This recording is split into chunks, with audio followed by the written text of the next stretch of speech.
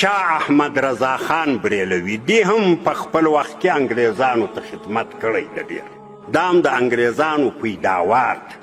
دغه کتاب چې کوم له مخه ما درته وویل فضایل جهاد دی کتاب کې دا خبره راغلې ده چې انګریزانو باندې شاه عبدالعزیز صاحب د شاه ولی الله صاحب زوی چې ما مخکې وویل چې تحفه اثنا عشریه یې لیکلې ده دی د جهاد فتوا وکړه د انګریزانو په مقابل کې چې انګریزان پر بری صغیر مسلط پر انګریزانو دا خبره ډیره سخته تمامه سوه بیا نو خیر له مختلفو خلکو یې کار واسطه یو دغه سړی و شاه احمد رضا خان بریلوي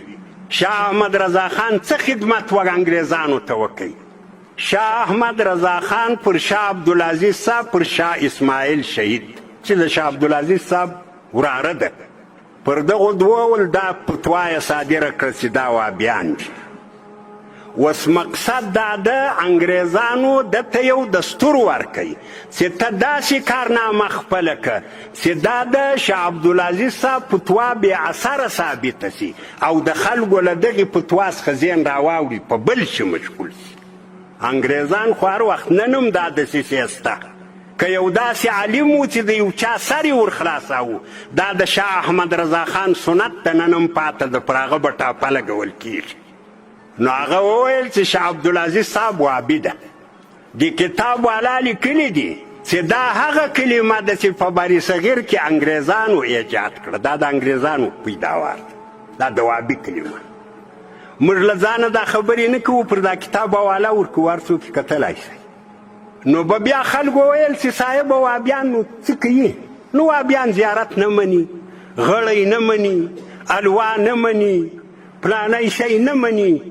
دا نو وابیان دي انا ویل چې نه زیارت مني نه الوا مني نو دا خو بیا بد خلک دي ښه خلک نه پیر نه مني فقیر نه مني کرامت نه مني تصرف نه مني پلان ابا زیاتینو نه مني ونه مني موږ په پاکستان کې په توره شا کې زما امامت و په کلي کې یو لیونی و محمد عیاضي بالو نو زموږ څنګ ته دلته بل ماجد و د هغه ماجد خلک ملا دواړه پنجپیریان و زموږ د کلي مشر و هغه به ګپه پر کوله محمد عیاضه ته راسه دا پنجپیریان څه وایي ده به مزغن نه ښکنځا وکړه دا غړي نه مني الوا نه مني دی به نو د الوا په ورځ راغی چې وبې خوړه هغه به وخوړه یو غټ جیب یې و د کمیسن ور به په دا جیب کې واچو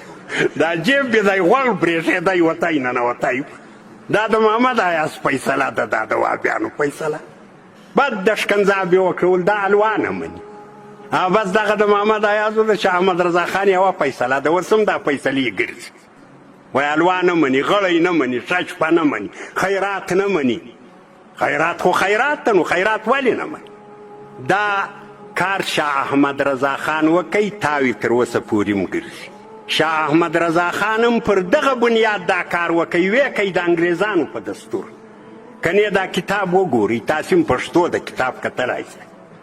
او انګریزانو په دغه وجه دا کار په وکوي چې هغه علما چې هغه د خلکو سر ورخلاصوي هغه بدنام کړي شاه عبدالعزیز صاحب ډېره لوړه هستي ده شاه اسماعیل شهید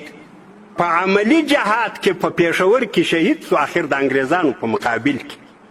عملی جهاد یې شروع ډېر بهترین عالم ده دا تقویة الایمان یو کتاب لیکلی ده اوس هم ستا ډېر بهترین کتاب ده ډېرو خلکو ورته ویل چې ته یو زبردست عالم یې ته نورو خلکو ته دعوت جهاد ورکړه ته په خپله کښېنه لیکن د ده وجدان دا نه منله آخر شهید سو